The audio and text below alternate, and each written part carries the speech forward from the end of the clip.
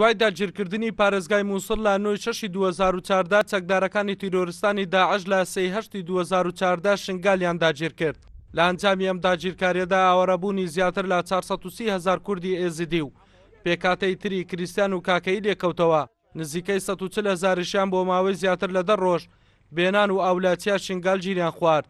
نزیکەی 290,000 ژاوەڕێی هەرێمی کوردستان و تورکیا و سووریا بوون. دوایە و کارەساتەش حکوومەت هێرێم لیژنەیەکی باڵای پێکێنا بۆ بە جینۆسایدناساندنی ئەم تاوانانە. سێ جاری ئێمە لەگەڵ هەموو قونسوڵەکانی وڵاتان لێرە دانیشتوین بۆمان شەرح کردوون داوامان لێکردوون هاوکاریمان بکەن.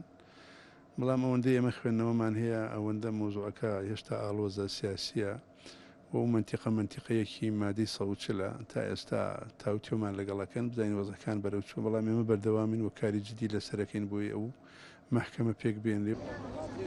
لە سەرەتای پرۆسەی داگیرکردنی شنگال لەلایەن تیرۆریستانی داعشەوە زیاتر لە 1800 کەس دووچاری کوشتنی بە کۆمەڵ بوونەوە.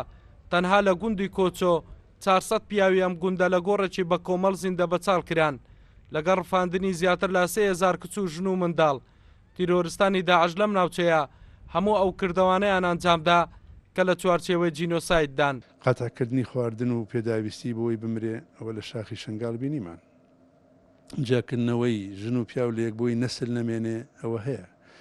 مناڵ تەجنیدکردن کە خۆی بتەقێنێتەوە یا بەو سەربازی بەکاربێنێ ئەوە ڕەگەزی جینۆسایدە. گۆڕینی دین ڕەگەزی جینۆسایدە.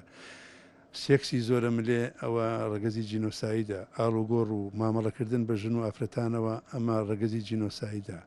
هەموو ئەو ڕەگەزانەی لە جینۆسایدا هەیە لە شنگال و ئەو شوێنانە ئەنجام دراون. زیاتر لە 500 کەس داشن و منداڵ ون بوون.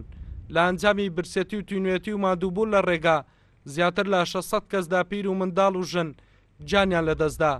ڕوخاندنی زیاتر لە 14 پەرستگا و شوێنی ئاینی کوردانی ئێزدی کە مێژوەکەی دەگەڕێتەوە بۆ هەزارەها ساڵ پێش ئێستا تێکدران. تا ئێستا چەندین کۆبوونەوە کرایە بە شێوەی ینی لە شێوەی مانگانە و لێژنەی باڵا چەندین لجانی فەرعیتریشی هەیە بۆ متابعکردنی کارەکان و ئەو ڕاستپاردانی کە لە لێژنەکان بەڕێوە دەچی.